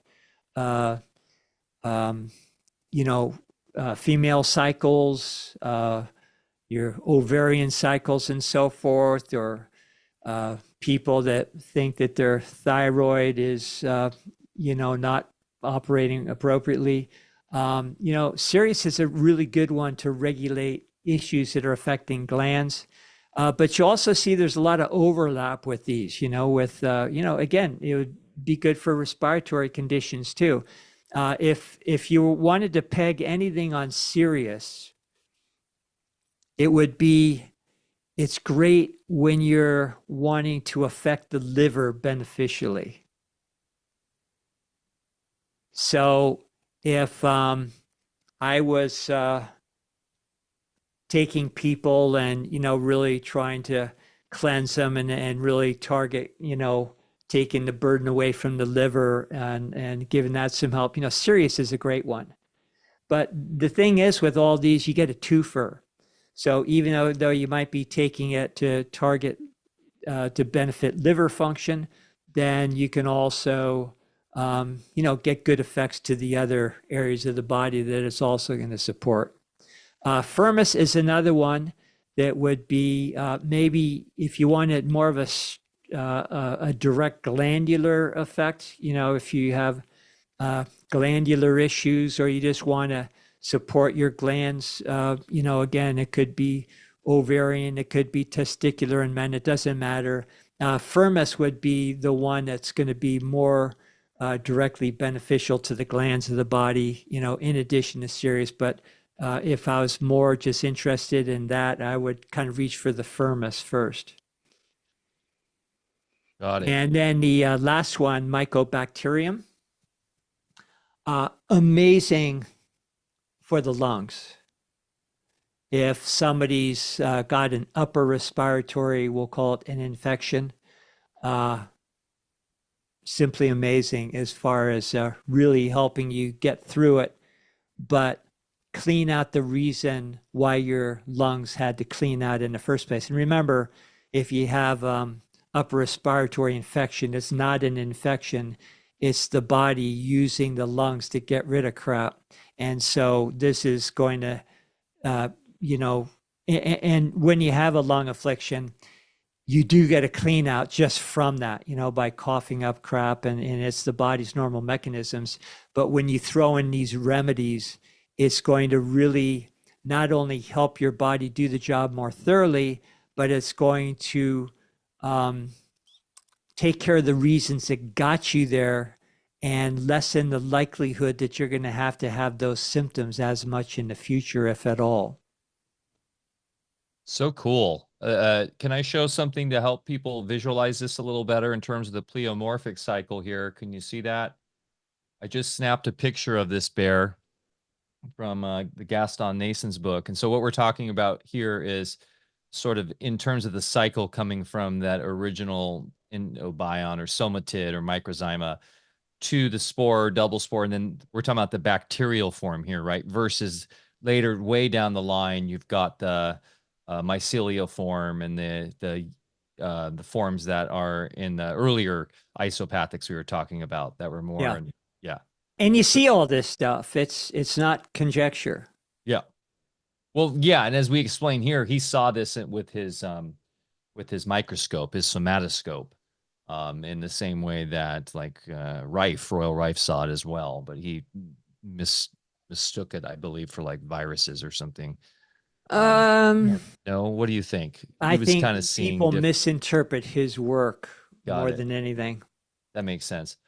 Um, yeah, so it's really interesting. So we're talking about like the stronger. I like how you relate these guys to like sort of the generals that you're coming in to help sort of dictate to these later guys down the line. And they're Yeah, all, now once all again, the bursting and returning.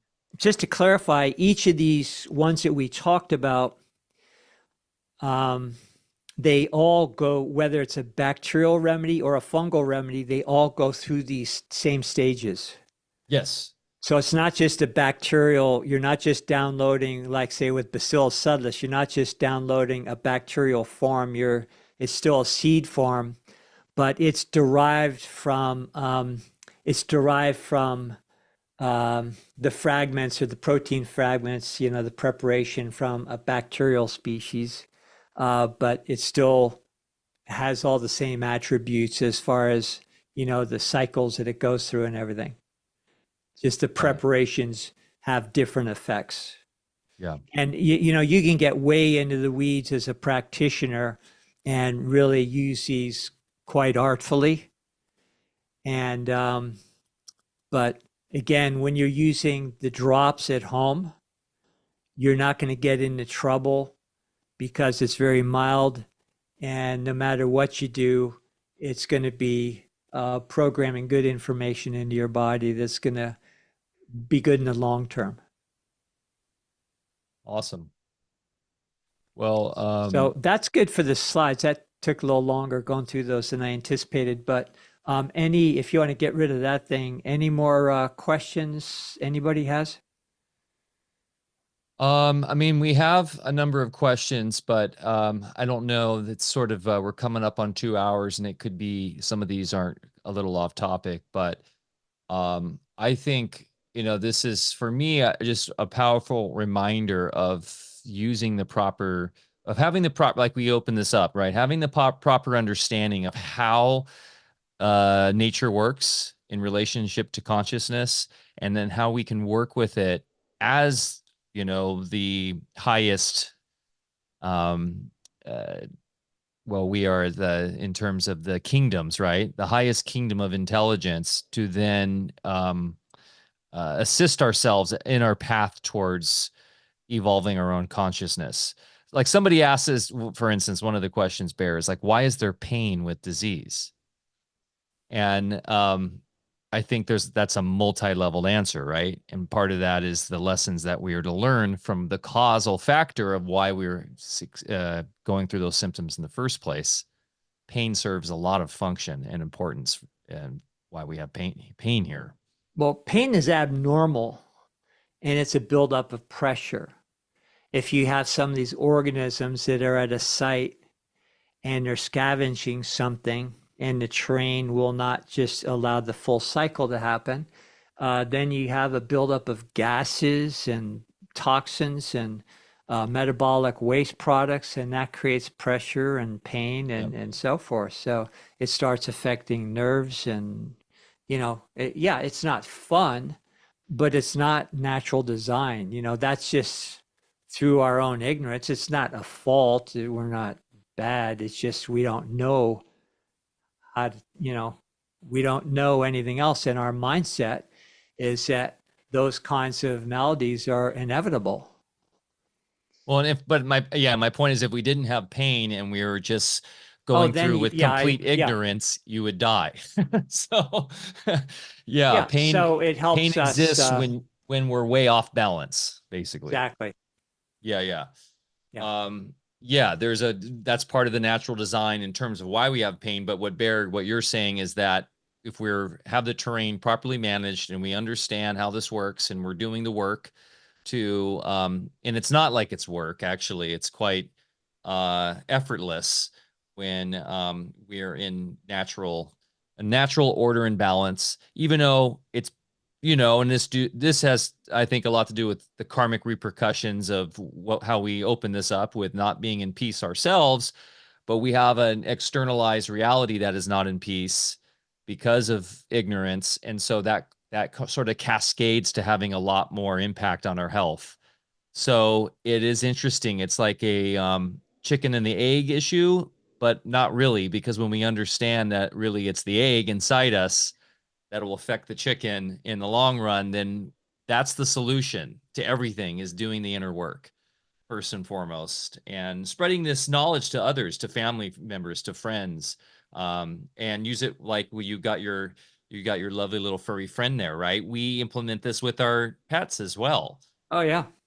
My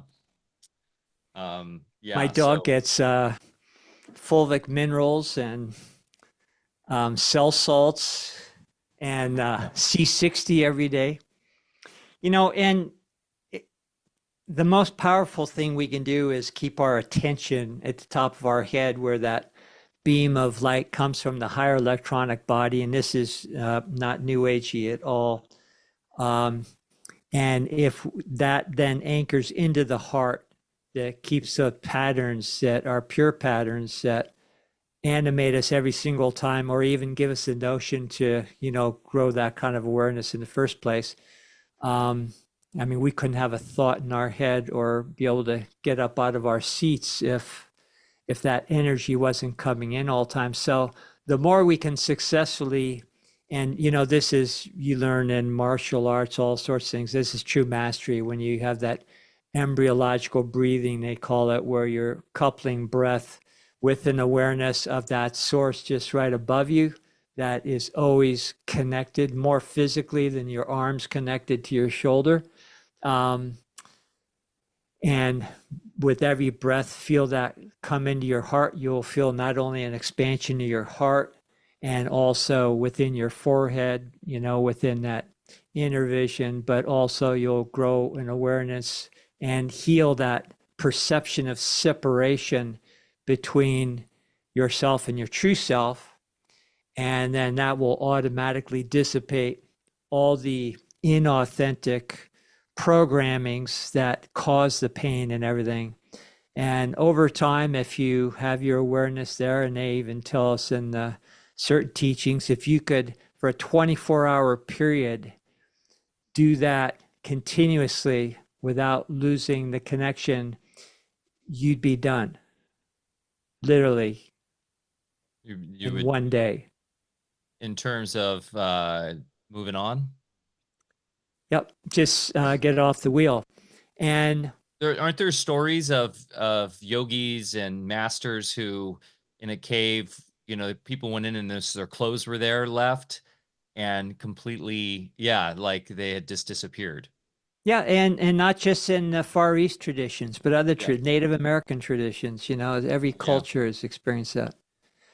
So it's the goal that we're all here to achieve. And meanwhile, we're all focused on the mineral rights in Ukraine.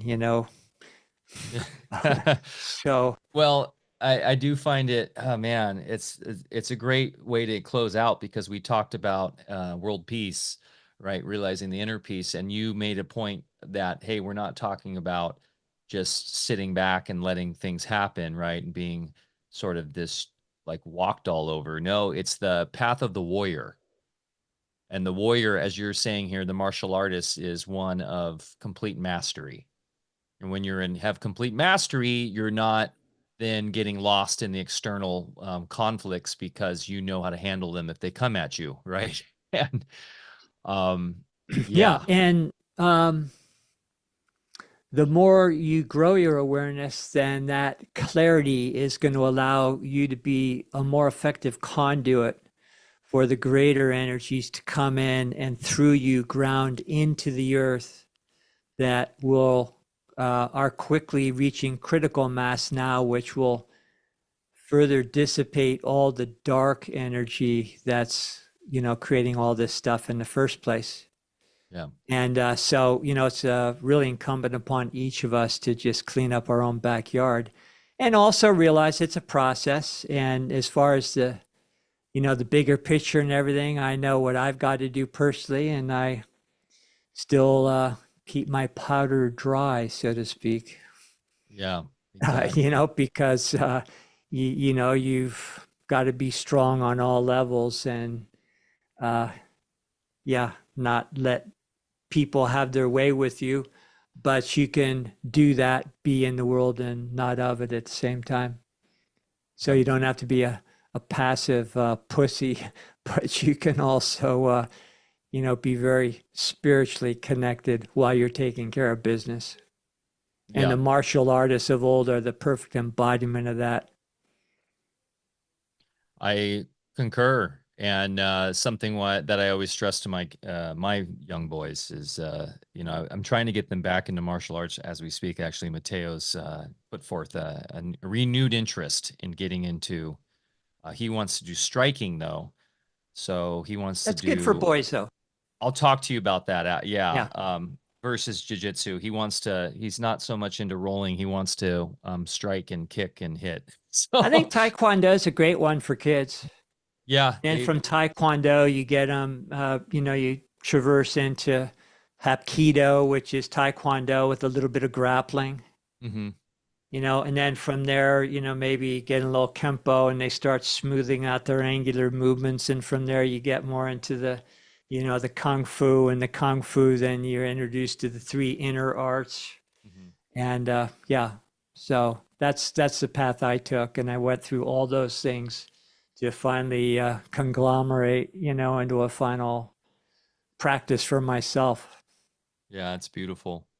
Well, hey man, this was a great talk. Hope you guys learned a lot. I will be putting this presentation up. I don't know if you saw Bear, but yesterday Bear's got a group dedicated to questions for him around not medical advice, but more on the level of like what we talked about today, in terms of questions around how this stuff works. And in the private community group, we do stress that this isn't for individual medical advice. It's impossible for him to give that, I try to express all the time on this show, but it's about educating and each other on how we can self diagnose. And so anyways, on there, Bear, there's a document section, and I've started to upload all of your past presentations and Okay. documents in there. So it's cool. It's one singular area database that guys can go and access all of these in a simple to find place. So you can join us at on alfavedic.com on the community. It's a fantastic place to further discussions, ask questions, and yeah, really, we're still all figuring a lot of this out too. I mean, in terms of where we're going and the deeper spiritual stuff. So it's really fun in there, and we appreciate everybody who's been in there and supporting us. We love you all. Any parting words, Bear, before we call it for the day? I think I'm talked out. Beautiful day. I'm going to get outside and do some work. Awesome. Well, hey guys, yeah, check us out there in the private platform, and we'll see you next week. We've got Grant Presence coming on for a different spin. We'll be talking about freedom music and being an artist in for truth. Will be a good one. Maybe he'll even do a live performance, or we'll play his new track. Should be a really good one. Love you guys. Remember to get outside, get your feet in the dirt, go plant something, go show Mother Nature some love. She'll show it right back. Bear and I are about to do the same. So take it easy, guys, and we'll see you next week. Same bat time, same bat channel. Love you all. Peace.